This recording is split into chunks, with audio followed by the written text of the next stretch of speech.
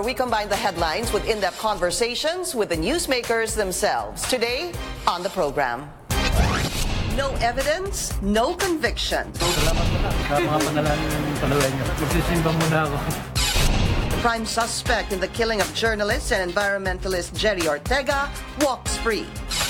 But the government vows to do everything to reverse the decision. I'm sure the government in this instance will not take it sitting down. We will avail of all remedies. Also petitions at the Supreme Court challenging the extended martial law and what lies ahead for the Presidential Commission on Good Government. Solicitor General Jose Calida joins us live. And later, let it snow in one of the hottest places on Earth. That's for today's In Focus.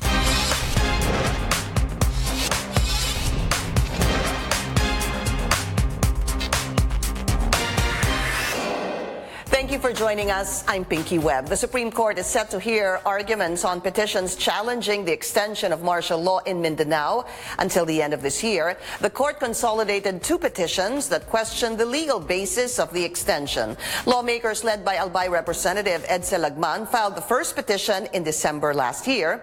Also, Malacanang says that it will exhaust all legal measures to reverse the Court of Appeals ruling absolving ex-Palawan Governor Joel Reyes in the killing of journalist and environmentalist Jerry Ortega in 2011. The Office of the Solicitor General vows to do an investigation and why the appellate court came up with a controversial decision to free the former governor. Let's go straight to the source of the story.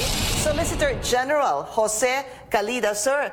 It's been almost a year. Thank you for guesting once again, sir. Well, it's a great honor for me to be invited again. We're very happy to speak to you, Solgen. There's so many issues to talk about. I'm going to start with the martial law extension. Two petitions have been consolidated, and the spokesperson of the Supreme Court, Theodore Te, said that oral arguments are set on January 16 and 17. Solgen, what's the biggest challenge in defending this? Well, first of all, I'd like to thank the petitioners there for making our job a little bit easier, because they have already admitted that the rebellion has not yet been quelled. And in fact, the second petition, there's an admission that the NPAs are still conducting rebellion since how many years ago, and it's still ongoing. And thank you for that. I believe we will win this case again. Is defending it this time around compared to the first time, is this going to be easier than the first time, Solgen? Yes, because there's already a judgment in the case of Lagman versus Medialdea. The court already ruled that there is rebellion, not only in Marawi, but in Mindanao. And it's still ongoing. But they're saying that the petitioners are saying that there's no factual basis and that the Constitution actually requires, Constitution rather requires actual rebellion, Solgen. But there is actual rebellion. In fact, when the first petition, the petitioners admitted that the rebellion has not been quelled, that means there's still an ongoing rebellion. If we were to ask you, Solgen, if the justices were to ask you, what kind of rebellion exists right now in Mindanao? Rebellion is defined under the law as an uprising of people for a purpose to remove the allegiance from the republic of certain territories, and to deprive the president, the executive, or the legislature certain powers that they should have to exercise. Mm-hmm. So what is the actual rebellion that exists right now? We have a map, I didn't bring it, which shows the areas in which there are strongholds of the rebels. And in fact, lately, there was this BIFF encounter with the military in which 10 of them, I think, were killed, and one soldier was killed. If they were to ask you, Solgen, which group holds or would be the biggest threat to the government in Mindanao, would there be one particular group, sir? Actually, there are many groups, but they are now forging tactical alliances. Even the NPA is now, we gather that it is now reaching out to the other jihadists and terrorists to form a united front. Some are saying that this is actually, this extension, martial law number 1, number 2, the extension of martial law, is actually really just a way to silence the critics. I'm going to go back to that particular soundbite. I believe that's from former Congressman Nery Colmenares. Let's listen to that. Para targetin hindi ang mga rebelding sinasabi nila, kundi ang mga dissenters at ang oposisyon at ang mga institusyon o tao na hindi sang-ayon sa mga aksyon ni President Duterte. Solgen, can you react to that, please? Yung mga hindi Well, I sang-ayon. think what he said was self-serving because he's not in the battlefield. If he goes to the battlefield, then he will be part of, he will be considered a rebel. So I think he's just trying to divert the issue, whether or not there's an actual rebellion. And they have admitted. They As have you said admitted that earlier. there's actual rebellion, not only in Mindanao, but in other parts of the country. Is the NPA a target, sir? Well, if they are considered rebels, and they are, then they are the enemies of the government. So they are targets as well. Yes. Let me move on to another subject, Solgen, federalism. I know this is still much, you know, the talk on federalism will take place a little later on. Mauuna-una yung charter change. However, I need to bring this up with you, Solgen, because we had Senate Minority Leader Franklin Drilon yesterday, and he mentioned a portion of the Constitution, which is Section 17, Article 17 rather, Section 1 of the Constitution, which he was questioning in terms of, sabi niya, this is the first time I'm going to say this, it never said in that article that they were supposed to physically convene together, and number 2, that's the House of Representatives and the Senate. And the second issue, sir, is the voting jointly or separately. I'd like to ask you, what do you think of that? Should, number 1, Congress and the Senate vote, or the House of Representatives and the Senate vote jointly or separately? Well, there are two camps that will, you know, one says it should be jointly, the other one said it should be separately. So that's still a hanging legal issue that will be decided by the Supreme Court. But could you help us understand what your thoughts are on this, if you could?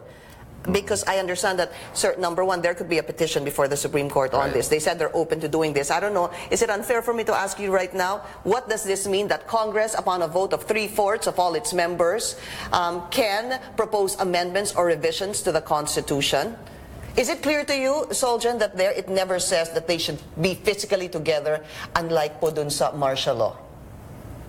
Well, maybe I should beg off from making a legal opinion on that because this will go up to the Supreme Court. Right. And I don't know which side we will defend. For now? Yes. So that's really the real answer. You don't know which side, sir? Yes. Right now, because there are two options. So I'd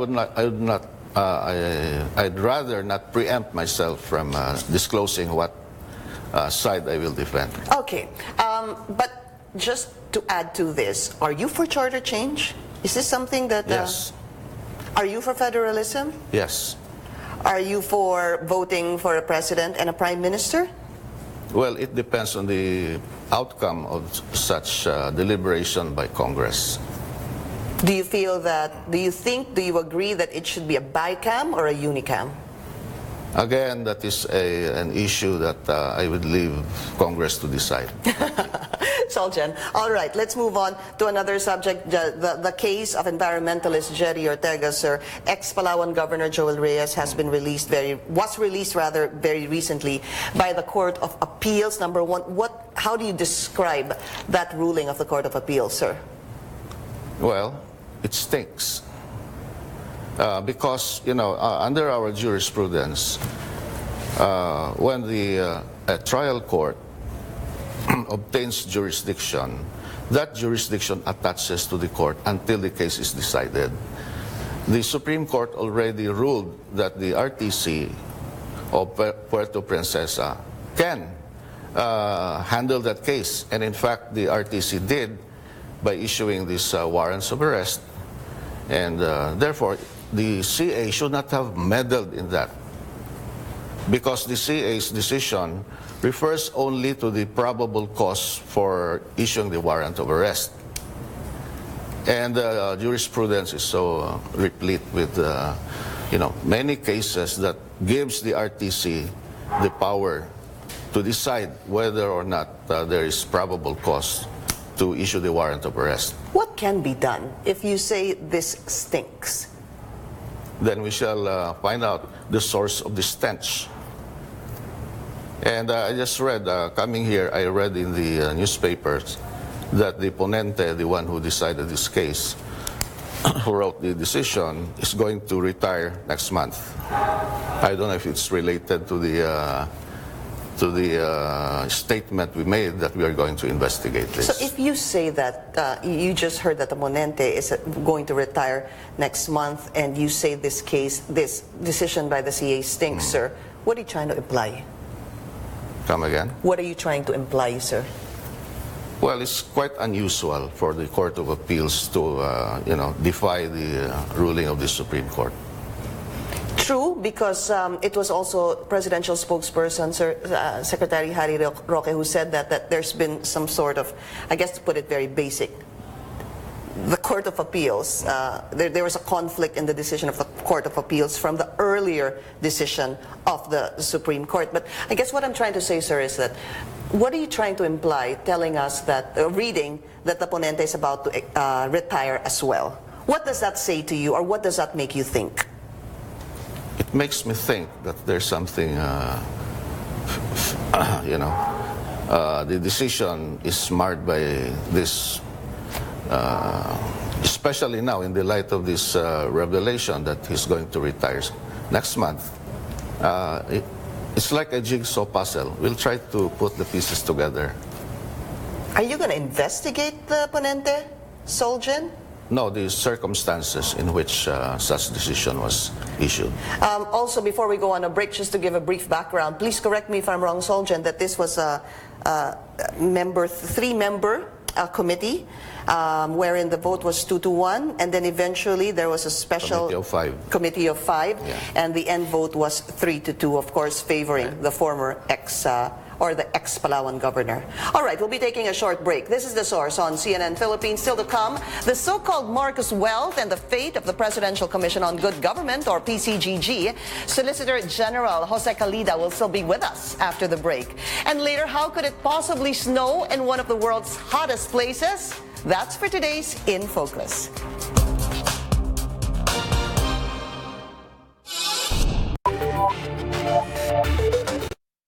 Sure, I forgot the name of the ponente. I cannot say it in public. Ay, sir, wait. We're live on Facebook pala. You might say something and the people might still hear it because we're live on Facebook. Excuse me lang. Yes, no. Yes. Oo, sige. Balikan ko. Sige. Tide. So be it. I forgot the name of the ponente. No, Edrad is the witness. Ponente. Got it. Thank you.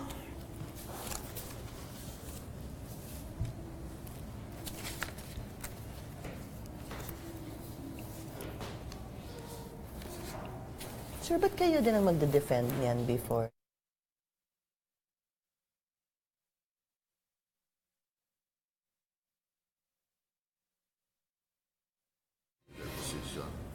You're watching The Source on CNN Philippines. Our guest today, Solicitor General Jose Calida. Before we leave the subject on the Court of Appeals decision, sir, I just want to bring some of the, parts of the decision.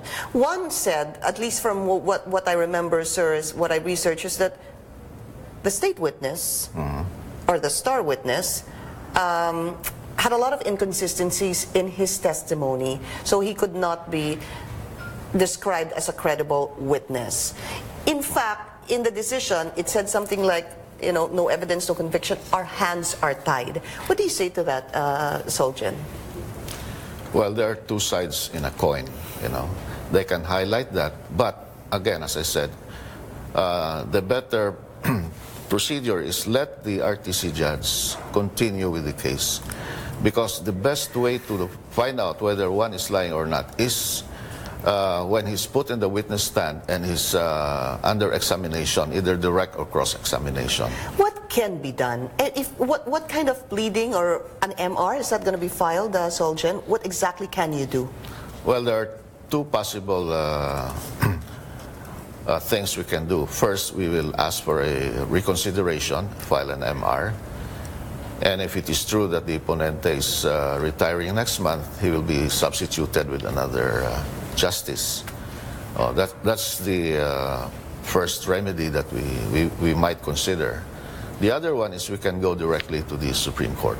Derecho. Yes. But how easy would it be for the Solgen to do that if the Supreme Court had an earlier ruling already? Isn't this going to be a clash between the Supreme Court and the Court of Appeals? No, there's no clash because the Supreme Court is supreme than the Court of Appeals. Absolutely. All right, so there are two options that you're looking at. My question, and I asked Secretary Harry Roque, sir, this, isn't there going to be this double jeopardy rule if the MR is granted?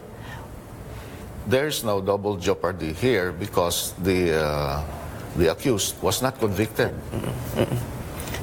Got it. Kailangan makonvict muna, and then that's right. Something that cannot be reversed anymore. That's when the double jeopardy rule applies. So if they, for the sake of argument, sir, that they agree on the MR, anong ibig sabihin on the Palawan RTC continues the hearing this case, the trial rather, right. And does that mean that the former ex-governor will go back to jail? Because it's not bailable. All right. Yes. Okay, now let's go to the PCGG. Speaker Alvarez was here, sir, and he did say that he wants the PCGG under the Solgen. First question, is this a good idea, sir? I think it is because PCGG has been farming out its functions to other government agencies. In fact, the Office of the Solicitor General is the one handling most of their cases. So in the interest of streamlining the bureaucracy, I think that is the purpose why the Congress, there are bills now in Congress, House of Representatives and the Senate, to strengthen the Office of the Solicitor General by abolishing not only PCGG but the Office of the Government Corporate Counsel because of certain redundant activities. If this happens, I understand, of course, Solgen, that this is an action by Congress. If this happens with the PCGG, what would be the first order of the day for the OSG? Well, the first order of the OSG will be to win the pending litigations and to look after any other hidden wealth and to do the mandate of the PCGG as a law. But here's the thing, Solgen. If there is this agreement between the government and the Marcoses for them to return whatever money to the government, would you rather look into litigation or would you rather have a compromise agreement? Well, lawyers who have been practicing for quite some time would rather have a compromise than have a litigation that will run for several decades. And for you? As what happened in the PCGG. Yeah. And for you, a compromise agreement? Well, if there's a fair compromise agreement and there are no laws that are broken, or we will consider that. Because it's better to have the cake rather than lose it. I'm just going to bring in that soundbite of the speaker. He was actually hitting the PCGG because he said that obviously it's been formed ever since the Marcoses left the country. Let's listen to Speaker Alvarez's statement. Panahon pa pag-alis ni Marcos yung PCGG na yan, ilang taon na hanggang ngayon, ano bang ginagawa nila dyan? Di pa ba na-recover lahat yun? Di ba? So, I think it's time na ilagay niya sa ilalim ng Office of the Solicitor General. Inutil na ngayon yan eh. Yun ba yan? would you say? I thank the Speaker for those kind words and his faith in our organization. You said that every lawyer would want a compromise agreement than a litigation, and in fact you said you are open to that, pending that you don't break any laws. Right. Would you agree, though, that if a compromise agreement is put forward, that they will be immune to any criminal liability, sir, the Marcoses? Well, the President wants Congress to pass a law concerning those things. So I'd rather not say anything now because I might preempt myself again. But if we were to talk about this, outside, amongst lawyers and among just regular individuals, sir, they say, why would anyone enter a compromise agreement if you're not going to be immune from criminal liability? Oh. Well, I think you're right. In a compromise agreement, it should be win-win, not one wins and the other one loses. Otherwise, there's no compromise agreement. All right. So that with Marcos, just one last thing I wanted to bring in, because it's been said in the news, sir, before, that would there be a conflict of interest with the Solgen, Jose Calida, because he's known to, or said to be, number one, a Marcos loyalist, and number two, you had campaigned for BBM as Vice President, Solgen. I would like to know what is the definition of a Marcos loyalist. If it is a blind follower of Marcos, I'm not. Let me tell you something. During the campaign, yes, I launched a group which supported President Duterte and also Bongbong Marcos. But after the campaign was over, and I'm now appointed as the Solicitor General, my take on this is, in fact, let me give you, there was a case filed by the Marcoses, Governor Amy Marcos, concerning these 6 Ilocos. The Ilocos 6. The Ilocos 6, they were detained in the House of Representatives. I defended the House of Representatives. And we won the case against Governor Marcos. So you went against the Marcoses? I went against the Marcos because I'm just doing my job, My client is the government, not the Marcoses. Also, another possibly something to get yourself busy as well, Solgen, possible petitions versus the train bill. Is this something you're getting yourself ready with? Well, I heard that the case will be filed soon, or if not today. We are prepared for anything, Pinky. Sir, so you will be, I'm going to bring this in just on a personal note, because something we were talking about off air. You are the Solgen, as Solgen. I was asking the Solgen if he ever wanted to be a member of the Supreme Court. Maybe you'd like to answer that, sir, if you will. Is that a dream of yours, to be part of the Supreme Court? I could have been a judge many years ago. But there's something in me that abhors being a judge. So no way to being part of the... Yes, there are people cut out for that kind of job. I don't think it's me. And you're not entering politics either? No.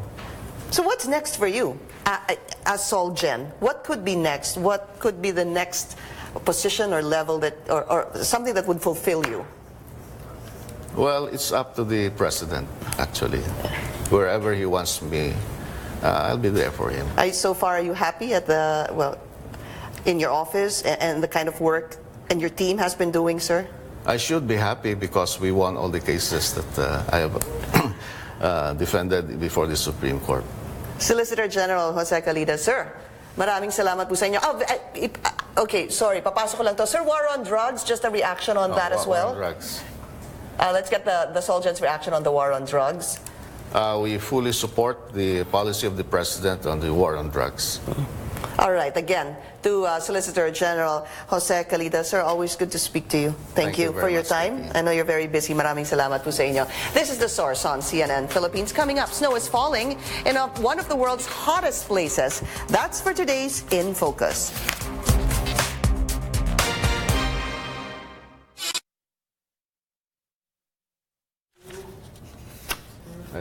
Thank you. Algeria. Desert town of Ain Sefra.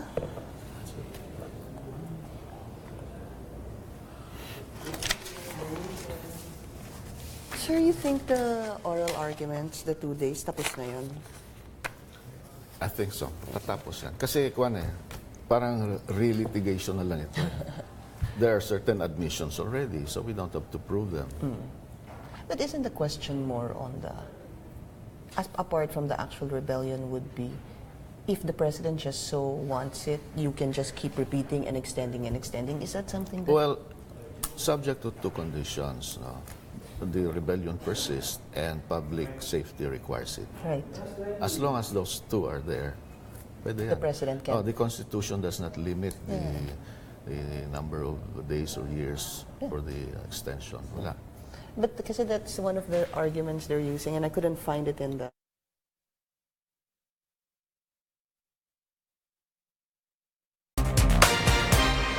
Time now for today's In Focus here on The Source. Well, we all know that climate change has caused many weird weather events in the past few years, and just the other day, another one took place in the North African nation of Algeria. What you're seeing is snow poured into a desert. Yes, this is actually the desert town of Ain Sefra in Algeria, one of the hottest places in the world. It's not uncommon for hot deserts to get unusual snow during the night when temperature plunges, but this recent snow stayed intact for a good portion of the day. A similar snow phenomenon happened there just last year, but before that, it had been 37 years since the last snowfall in Ain Sefra. Have you been to Algeria, sir? Have you been to Algeria? No. Africa? No. Thank you for joining us here on The Source. I'm Pinky Webb. You're watching CNN Philippines.